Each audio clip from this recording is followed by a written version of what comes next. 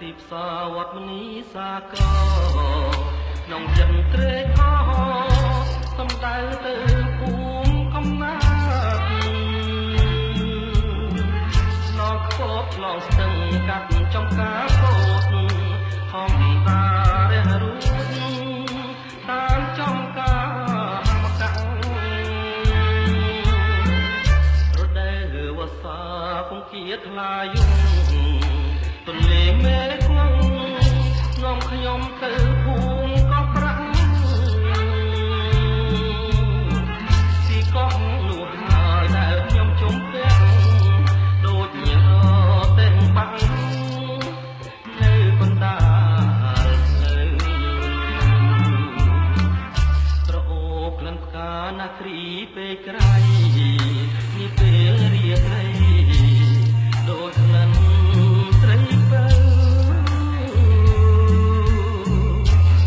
អបក្នុងអក្សរាថាឲ្យបងទៅលងលួងអីលើ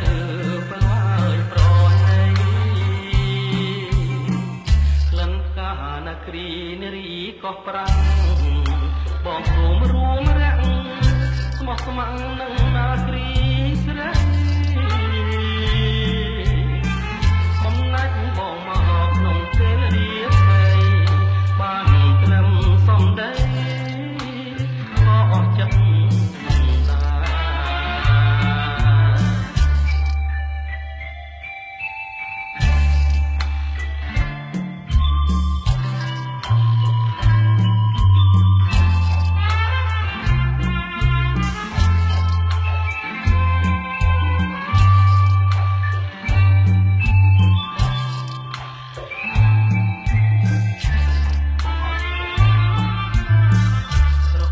ក្លិនផ្កាណាគ្រីពេលក្រៃនេះពេលរាត្រី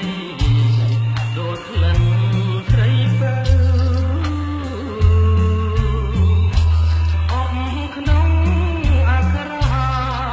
ថាឲ្យបងទៅលងលួងអីលើបើឲ្យប្រណី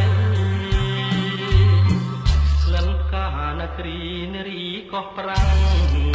បងព្រមរួមរាក់មកស្ម័គ្រនឹងនាគ្រី